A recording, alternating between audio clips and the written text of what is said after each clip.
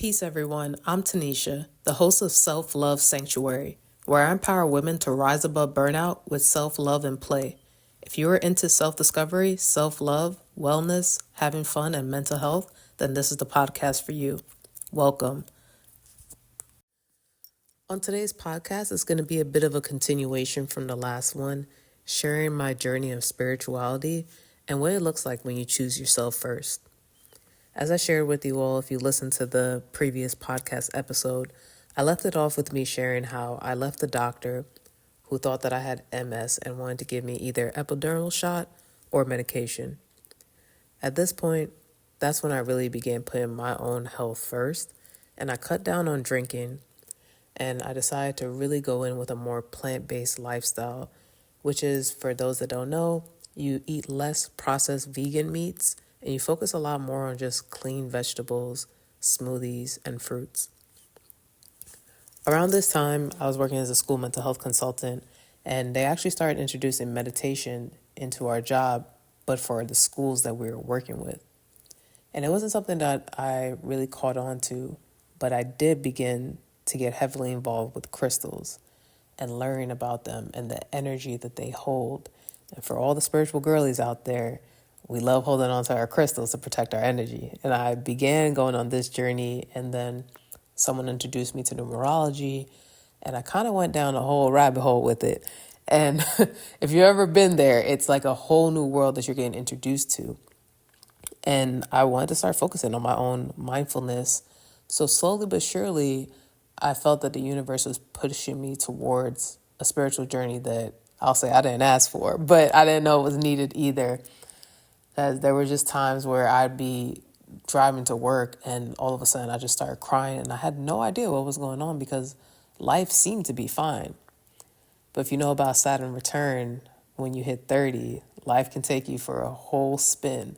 And I wasn't aware of those things at the time, but life was changing pretty fast for me.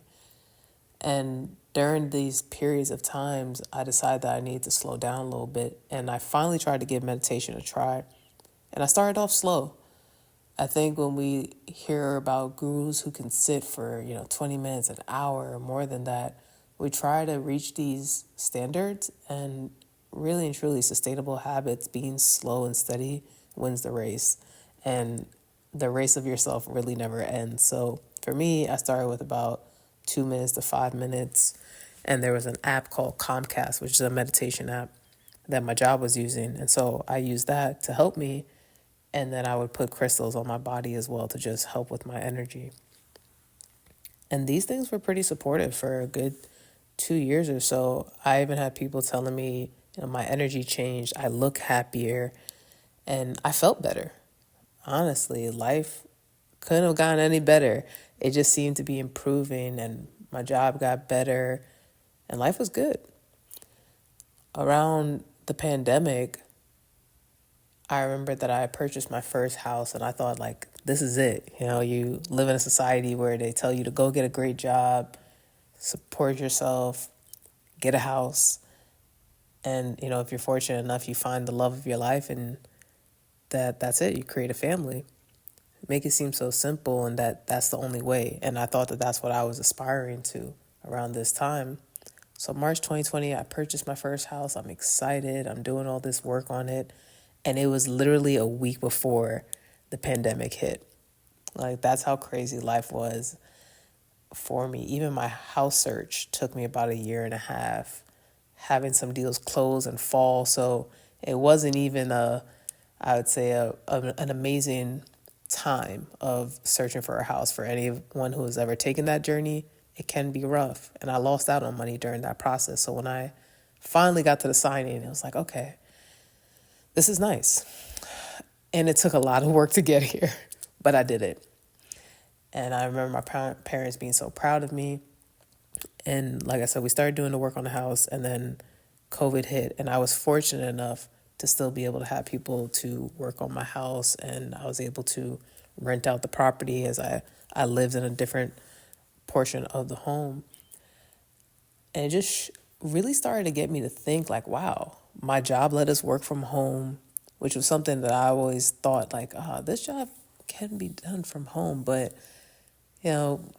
they weren't thinking about those type of things back then. And so working from home, and I'm enjoying it, and just being to myself and cooking different meals, and I'm working on my business, sharing my knowledge about the plant-based lifestyle, about herbal teas, and it felt pretty supportive despite all the craziness that was going on in the world.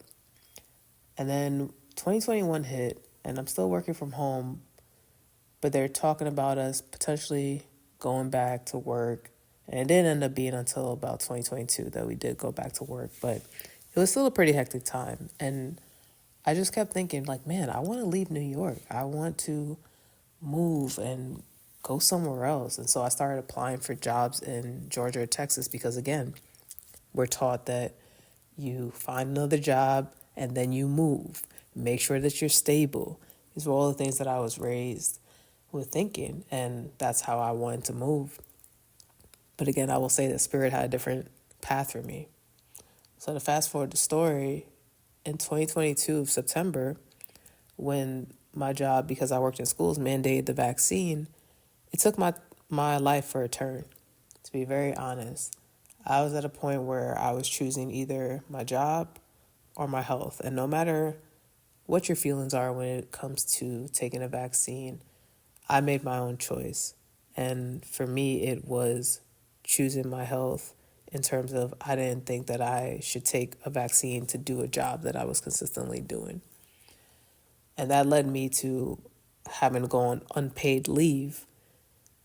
And I decided to take a trip to Georgia because I didn't get hired by any jobs at the time yet, and just reset my mind. Fortunate enough that my family has a home in Georgia, so I was able to do that. And I drove from New York to Georgia.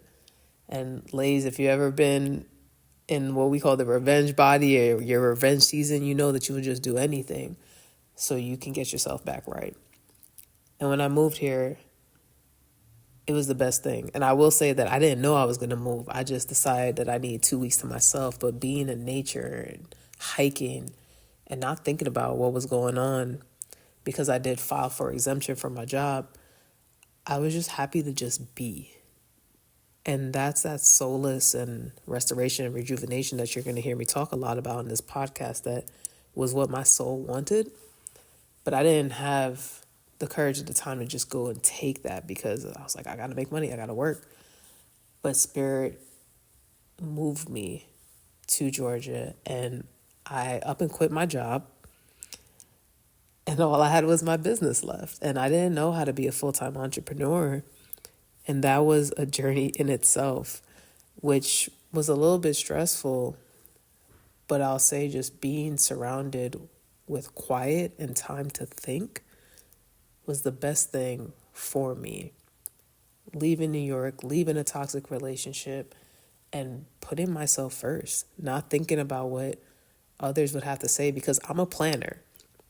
I'm a Virgo sun. I like things to be in order, and my life was not in order at this time. But I was allowing the universe to do what it wanted, and I just moved with the calling. And it's truly been the best thing for my mental health to be in a place that is slower paced and more relaxing. And that is sometimes what we need to get rid of the burnout or move through the burnout, I would say. And that really led me to my self-discovery because I started journaling for the first time since I was a kid. Every day I was reading the book, The Artist's Way by Julia Cameron, and it changed how I thought about being a creative. I never even considered myself a creative before. I was just like, I'm a previous athlete and I'm an entrepreneur and that's it. And it really opened my eyes to what life can look like when we're just open.